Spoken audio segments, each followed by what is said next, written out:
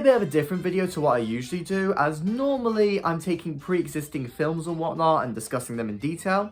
But today, I'm going to be showing you some of my personal work that I've done recently. As many of you may know, I'm currently studying film production at university, and as a result of that, I've been working on a lot of various things at once, many of which I haven't been able to put on the channel because, I mean, who cares about reading an essay, am I right? And also, some of the films I've been a part of, I haven't been the director, so it wouldn't feel right to put it on my channel because it's someone else's vision.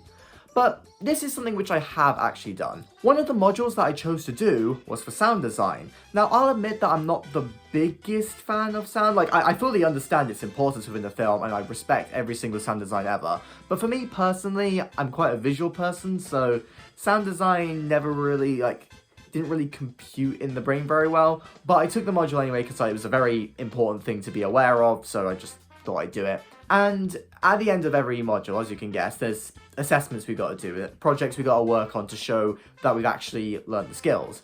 And in the case of sound design, there were two main things we had to do by the end of the module. Both of these assessments involved taking clips from pre-existing films and adding our own sounds on top in order to show how much we've learned. And we were specifically focused on the skills of ADR and Foley.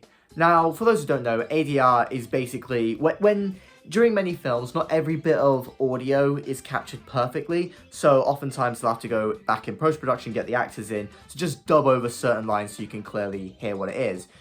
If you don't notice post-production dubbing, that's good ADR.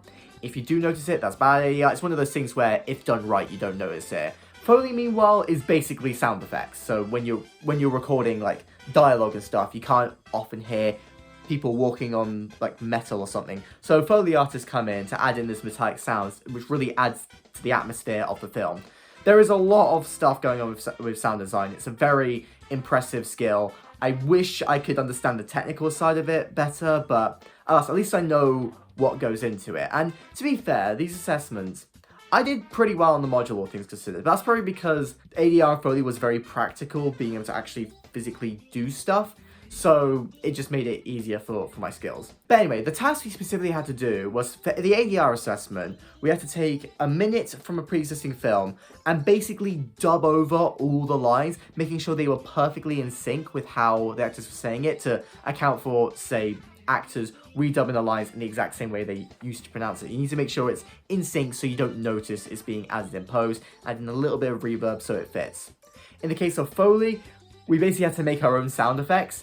You see videos of Foley artists all the time just getting random objects, smashing them together to create sounds which are approximately like that. That's basically what we had to do with the Foley exercise. Just grab a load of random objects, play around with them, and see if they recreated the sound that we wanted to achieve. So first of all, let's start with the ADR. Provide a little bit of context for it, and then I'll show you the work I did. So as I said, we're taking pre-existing movie scenes and dubbing over it. And yes, that did mean that basically us as students were dubbing over famous films, and my goodness, it was glorious. I watched some other people's examples, and they were these dubs were anime dubbed here. It was wonderful. I loved watching it.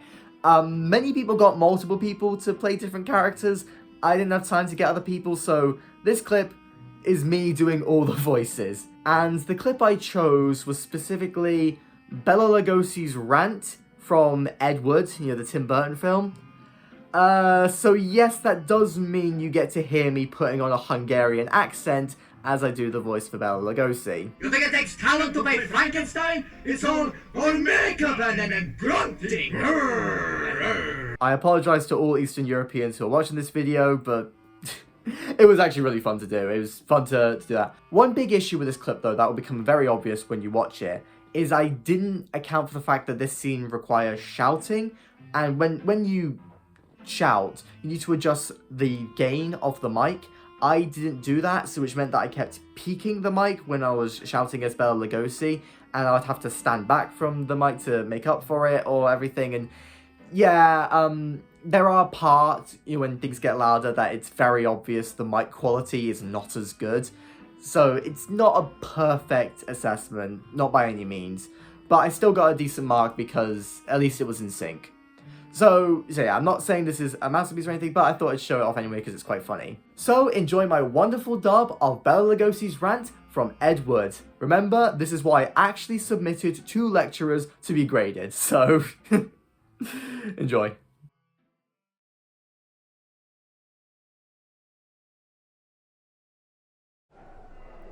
Mr. Lugosi?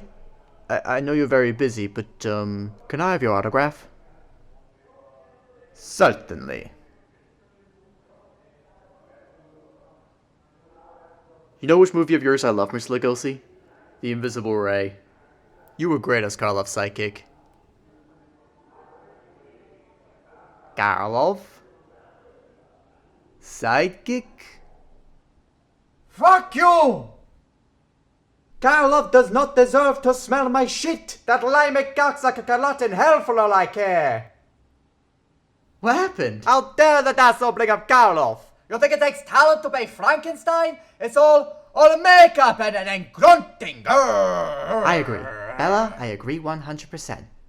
Now Dracula, that's a role that requires talent. Of course! Dracula requires presence. It's all in the eyes, and the voice, and the hand. That's right. That's right. You seem a little agitated. You want to go outside and get some air? Bullshit! I'm ready now! Roll the camera! I hope you enjoyed that. As I said, it ain't perfect because of the issues with the mic gain and peaking it and everything, but it is pretty funny, to be fair. Anyway, Foley. This is the one I'm much more proud of, as I mean, not to toot my own horn, but I think I nailed it. Many other people in the course got a lot of their sound effects online, and yeah, there's nothing wrong with doing that. If the sounds work, the sounds work. But for the clip I wanted to use, I wanted to record the sound properly so I could get the timing exactly right. The clip I chose was from Flow. Now, I didn't mention this before, but for ADR, there was a rule that you couldn't actually use animated movies, which, to be fair, it makes sense because the lip flaps for animation is a bit more generous than live action, and a big part of it was getting it in sync, so it'd be unfair if people chose animation. But for Foley, it was perfectly fair game because, you know, it's all on equal playing field. And I knew I wanted to do an animated movie at some point, so I figured Flow was ideal, especially because it's a movie without dialogue, so I could focus entirely on getting the sound effects just right. The scene in question, it's quite a simple scene of just the animals rocking up to a place in the boat and walking around the grass and the water. I chose it because I got to play around with footsteps within grass and water. And yes, that did mean that when it came to the day where I was recording these sounds, I literally went into the studio with a tub of grass and a water bottle which I poured into another tub, so I actually had grass and water there to play around with and get the sounds. I specifically grabbed grass from my garden, let it dry overnight because the dry grass sounded better, and yeah, I had the tub just and the water, basically the same thing, made a bit of a mess. Keyword of advice, if any of you are doing a module which is kind of similar, do not do scenes with water. I didn't realize how annoying it was to work with until I did it. It's so quiet and it just doesn't work. I had to properly splash it to make sounds and that just made a mess, and yeah, don't work with water. It was a nightmare, but I still think the end result was pretty good. One funny thing about this clip though is the animal noises. Now, the cat, I got the audio for that online because I didn't have a cat to actually record the stuff for, and, you know, couldn't recreate it myself. It would have sounded wrong. But the dog's panting, that was actually all me. All the panting you hear was me going, because, I mean, it sounds close enough, and I wanted to get the timing just right. So, yeah, if you don't believe me, here's a clip of me doing the actual panting.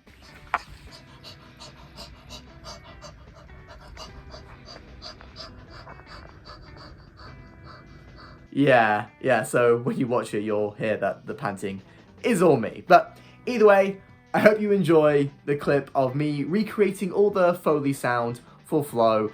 And honestly, it sounds pretty good. Many people who hadn't seen the film thought I was showing them the actual clip, which I think is high praise right there. It sounds pretty similar to the actual thing, just without any music. Because obviously the original scene did have music. I wasn't going to include music because it's focused on Foley, it would obscure it. But anyway, enjoy the clip.